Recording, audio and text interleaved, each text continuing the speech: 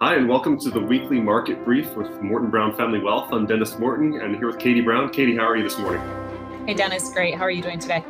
Good, good. So a couple things that we want to talk about today that are topical and timely, especially because we just finished a quarter, right? That's when a lot of the data comes out. A half year is done.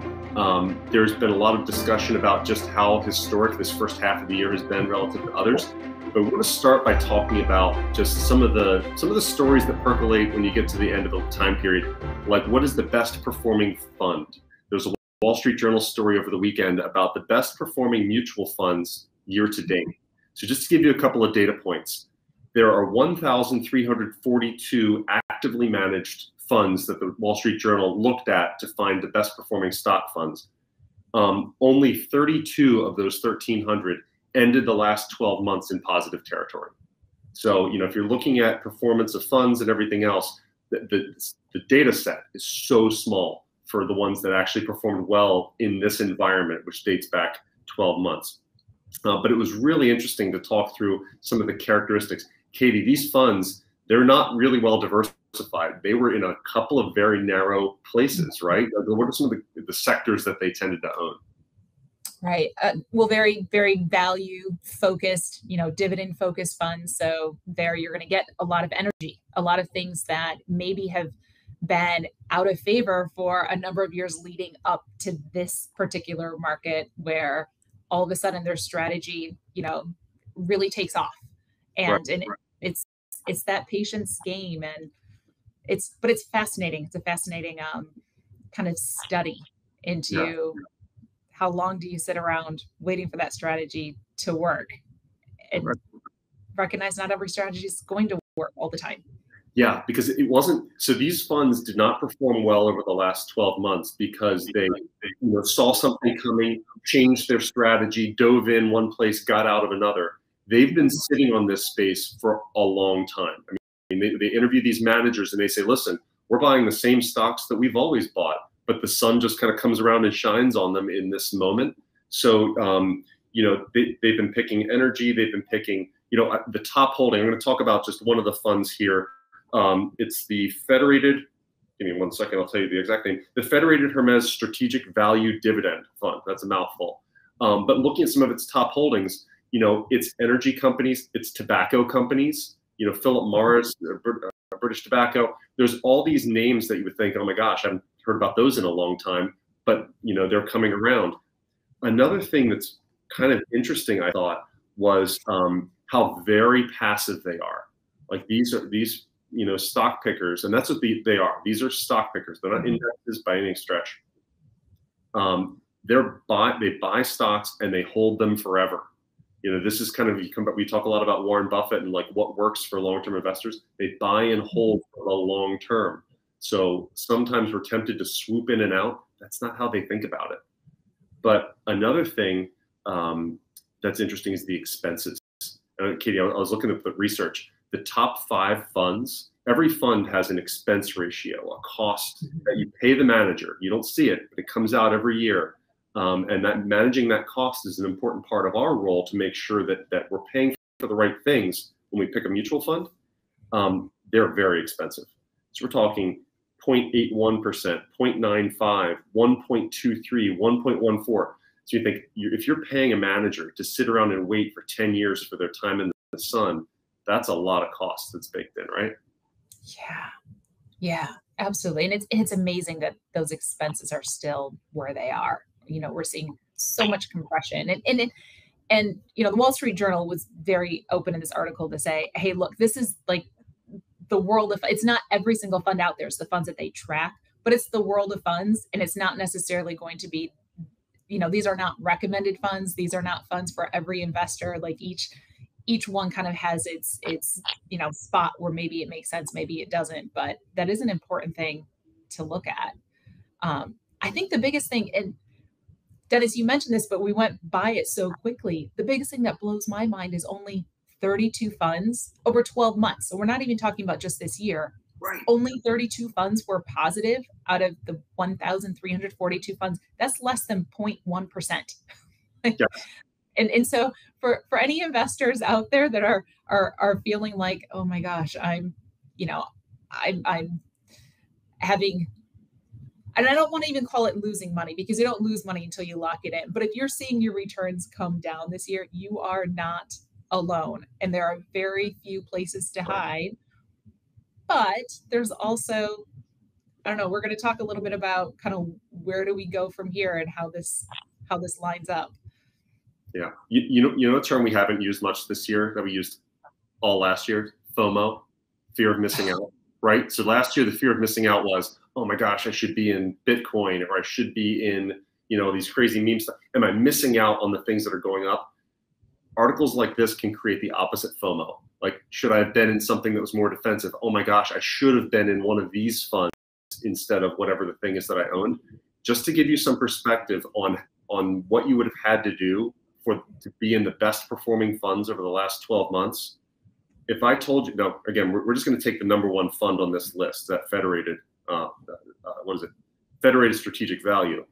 That fund, while it's in the top 1% of its category year to date, over the last 5 years, it's in the 81st percentile. Over the last 10 years, it's in the 87th percentile. So if I came up to somebody and said, hey, I've got a great idea for a fund, it's in the 87th percentile over a decade when stocks have been doing really well, that's tough. I mean, but sometimes that's what it would take in order to participate in that. You have to buy something that's really out of favor and stay out of favor for a long time.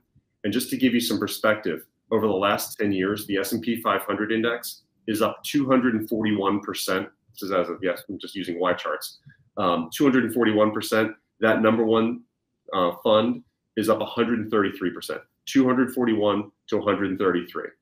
So it did well, but just owning the index, being diversified, you did much better. So just give yourself some grace. Fear of missing out, a real thing on both sides. Even the best funds, there's a reason why they ebb and they flow. The best come and go. So another article that we found was kind of about the 60-40 strategy. Should I bail on my, this is a question. When do we bail on the strategy? If I'm diversified and I have some balance between stocks and bonds, let's call it 60% stocks, 40% bonds, should I bail on this? I'll ask you, Katie, should I bail on my 60-40 strategy right now? Not today. Not now. Not at this time. so why? Tell me why. Oh, the 60-40 strategy, and it is a very, we're living in a different marketplace from what we're used to. I recognize that, we are used to bonds providing that stability. We're used to bonds oftentimes kind of moving, inverse direction from stocks. They've never been completely in, inverse correlation there, but we've been trained to expect different performance out of bonds. So I fully recognize that if you're well diversified and you're still down, you're saying, okay, this isn't working. Like, why isn't this working? But when we look back in history and we look at different periods of time where the stock market has sold off to this degree and where the bond market has sold off, the returns, are very strong coming out of that. And I know, Dennis, you have some specific numbers about like how quickly that can turn around. Yeah. And the worst thing you could do right now is bail on a strategy and lock in the losses, because the opportunity for returns over the next 6 months or next 12 months are really pretty strong by way of what history tells us. Yeah. So I think the whole point is, and Bloomberg cited a newsletter from Vanguard that came out last week, where Vanguard, I'm going to quote here, Vanguard says that this is the precisely wrong time to steer a new path and abandon a balanced approach, the precisely wrong time. And the reason being, they looked back at every 6-month period going back to 1945. And before this year, there were 15 prior periods with a more than 10% decline on a 60-40 stock bond blended portfolio. On average, the 60-40 gained 10% over the next 6 months. Only once was it negative. And then 12 months later, on average, the 60-40 was up 18%. So again, the vast majority of times, only once was it negative, up 10% of the next 6, 18% of the next 12. And I think while that doesn't get us back to our high watermark. I mean, there's still some work to go there if we're trying to get back to where we were on January 1st of this year. What it doesn't do is lock in that loss, to your point, Katie. We have to look at it relative not to where we were, but where we would be if we bailed, if you drop out. And I think this ties back into that first conversation about some of those active managers and mutual fund managers. There was one of them they interviewed who's sitting on 45% cash. At some point, when you're sitting on 45% cash, it's forcing you to make a decision. You've got to decide when you're going to get in with all of that. So if you're going to get out, that's the next question. When are you going to get back in? And bailing locks in right here, and you remove the potential for whatever comes forward, right? Yep. Because what's consistently the worst performing asset class looking over long periods of time? Cash. Yeah. Even when inflation was like that. For the better so even if you're knocking out of the park with that 55% that's invested there, you have to make up for that drag.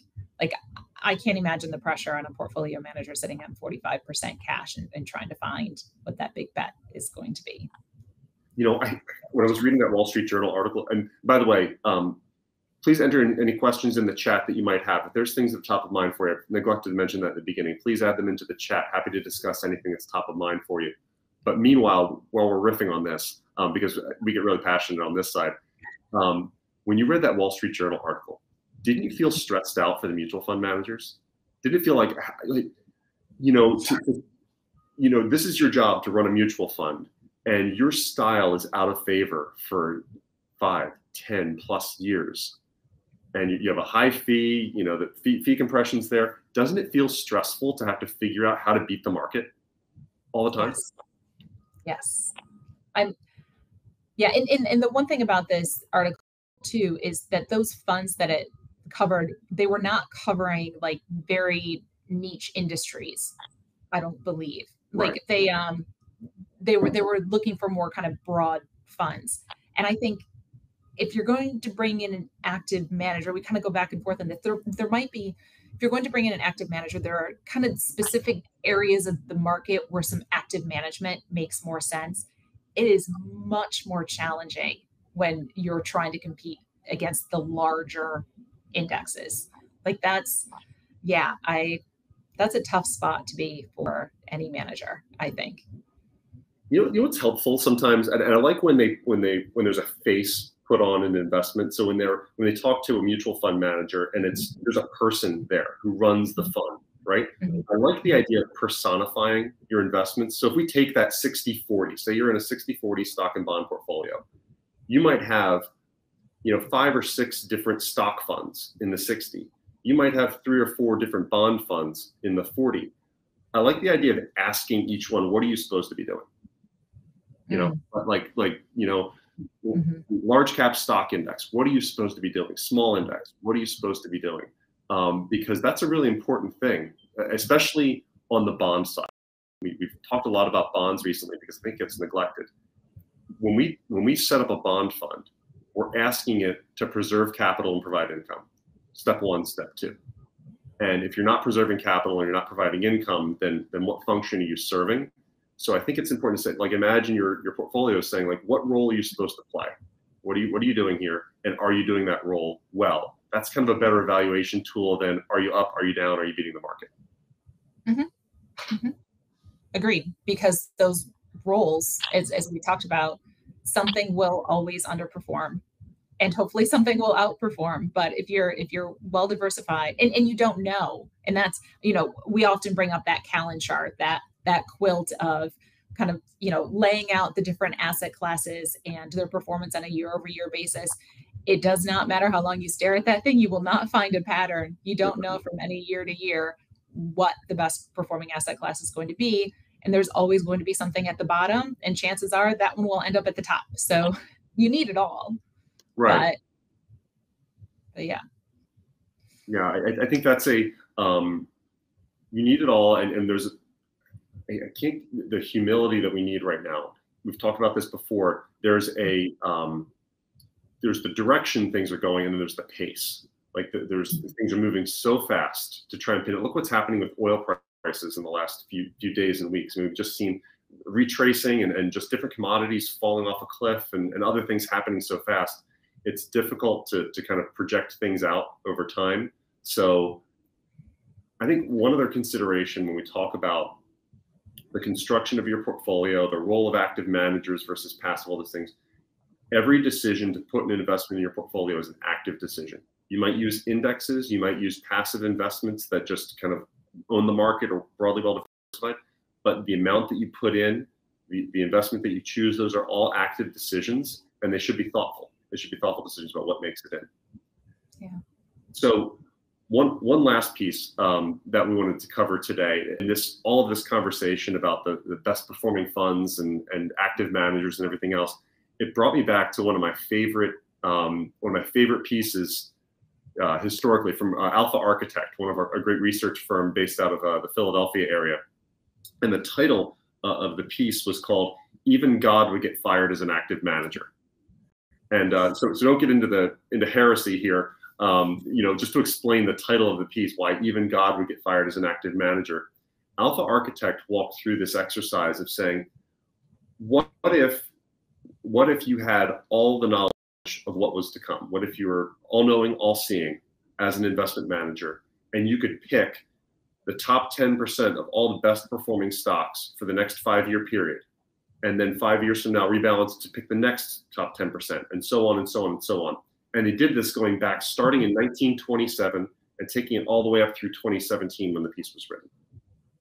And what they found was that, if you were that clairvoyant investor, if you had, that godlike power to see all that was going to be good, you would have beaten the market. You would have averaged about, I think, 29% annualized. You would have clobbered the index, which is probably low double digits, high single, low double digits. You would have clobbered the index and earned 29%. But, and I think we have a piece here. Your drawdowns, I think everyone can see this. We're not always technologically competent this early in the morning, but here's the piece.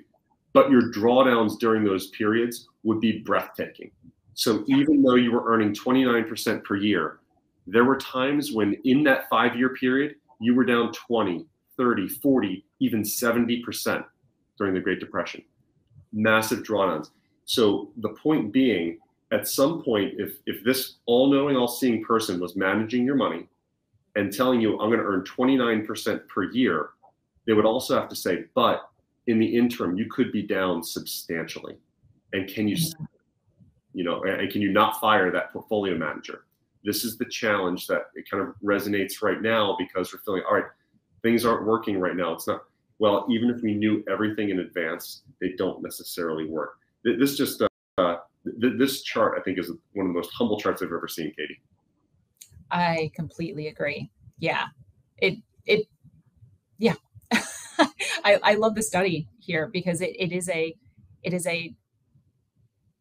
study about patience and the ability to stick with it. And it fits right into like the Vanguard studies that they put out with, how does the stock market do compared to the average investor?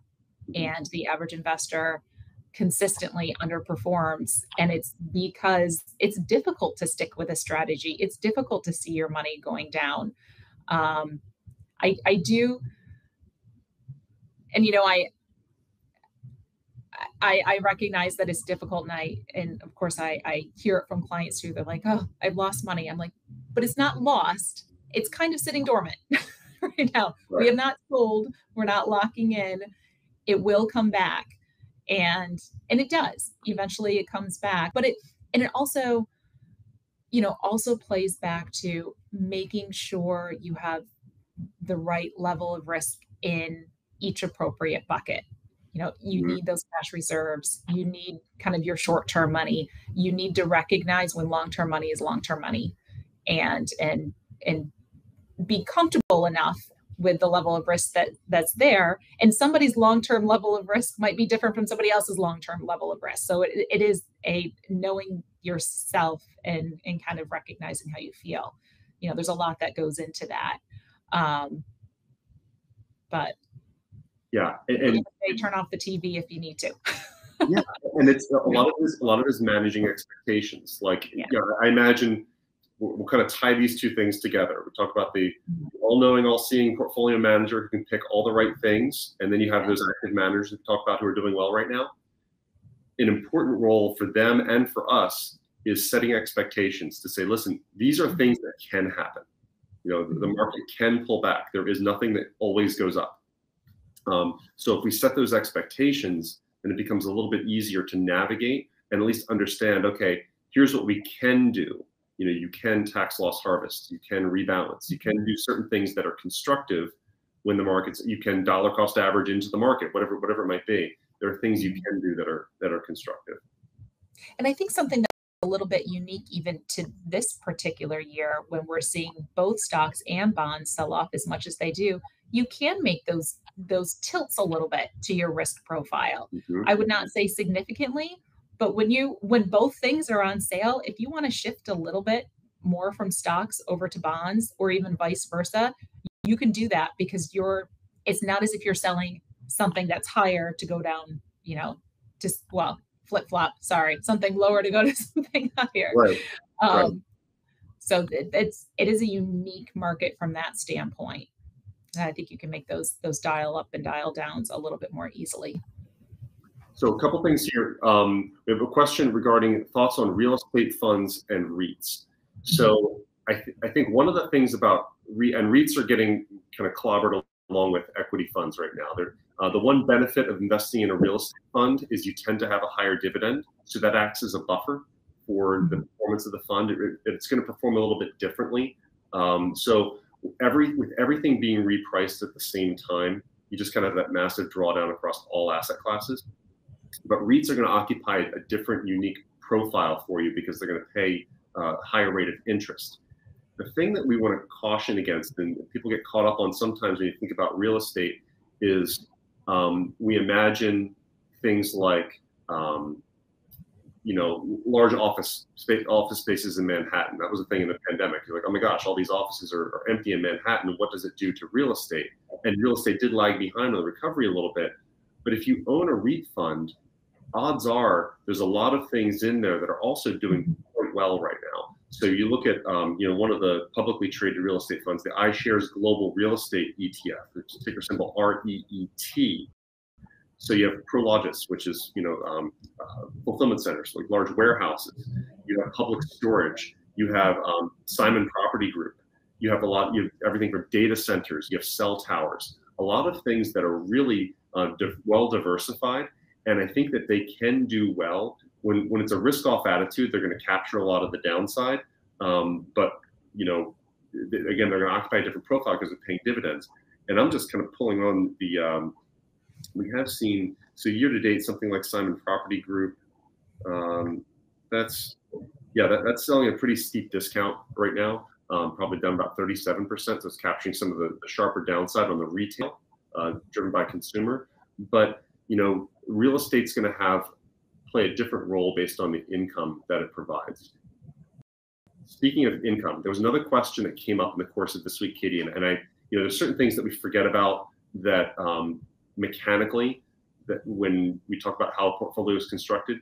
Had a question from a client about how bond funds can benefit from higher interest rates. So imagine, for example, I bought a bond fund 3 years ago. I buy a short-term investment grade bond fund, and then interest rates go up, and it's like, darn, I missed it.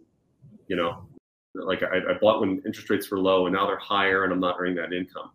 But what we don't always appreciate is what's happening inside of that fund.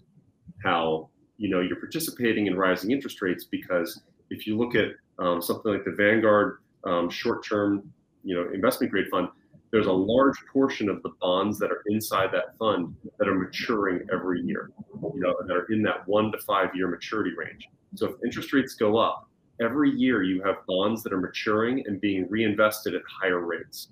And that's one of the important things about bond investing is if you buy long-term bonds, you should be paid a higher rate of interest, but you're locking that in. You have nothing maturing regularly to be reinvested at higher rates. That's why long-term bonds are more volatile, because you're locking in something longer. If you have short and intermediate term bonds, They're rolling off every so often, being reinvested at higher rates, and it gives you more flexibility and more responsiveness inside your portfolio. So even when you buy a bond fund, there are things happening inside of that. And part of our job is to make sure you understand how those things happening inside of the fund are stacking the deck in your favor in the long term. Right. And we're seeing those increasing yields then over that as they buy those higher, interest bonds, then that overall yield increases. And that really becomes when we think about, especially in the world of bonds, we've, for the last number of years, much of the returns has been that capital appreciation, that change in price. Versus, there's two ways where you can make the income. The change in price, if the prices go up, then you can, sell a piece of that and generate income. Or if those yields go up, then that money is kind of flowing in. The yield side is really kind of the better quality income that you want from a bond. That typically, once you because those do get locked in, that's not going to be as finicky necessarily as the price. And so, it's a little bit more dependable, a little less risk to when you get that higher yield. So at the end of the day, this is going to benefit a number of investors, is that churn that we're all going through to kind of get to that point where that safer income, safer in quotes, until we get there. Yeah, and I just pulled up, for example, something like the Vanguard short-term tax-exempt fund, VWSUX. That has 11% of its whole portfolio matures within the next 365 days. So that's, more than 10% of the portfolio is going to be reinvested at the rates that are higher than they were, in some cases substantially, than a couple of years ago. And then it has another 40% is maturing in the next 3 to 5 years, or 1 to 5 years, excuse me. So you just have that constant churning. So I think it's important. We talk about this a lot, whether you're looking at the best performing managers, like we talked about in the beginning, or how you're allocated in fixed income, to crack open and see what's inside. If it's outperforming, why is it outperforming? If it's supposed to be providing yield, how is it providing yield? And understanding the hows and whys of those can be a really important step. And to the extent you have questions about that, if you own a fund or you're wondering how you're exposed to something, those are always great questions to kind of do a deep dive in with us as your advisory team, to just walk through and say, what's in here? How does it benefit? Why do I own this particular fund? And walk through it. So I thought this was a fun conversation. We talk about the performance issues. I think that's always a fun thing to talk about, why things are doing well and the trade-offs there. So any final thoughts, Katie? You know what? I think just recognizing, like you said, going even back to that 60-40 conversation, we may be, I'm not saying it's necessarily over. We could still go down a little bit further, but I think the opportunity for growth over the next 6-12 months is really quite significant. So just to recognize that hopefully, maybe we're over the brunt of this challenging marketplace that we're in right now, and there's sunshine on the other side. There always is at some point. That's it. May we all have the optimism of a long-term value investor. All right, very good. Well, thanks for joining us this morning. If there are specific questions you'd like to hear us address in the future market updates, feel free to shoot us an email and give us a call. Happy to talk through those, and wish you all a continued happy summer. Take care.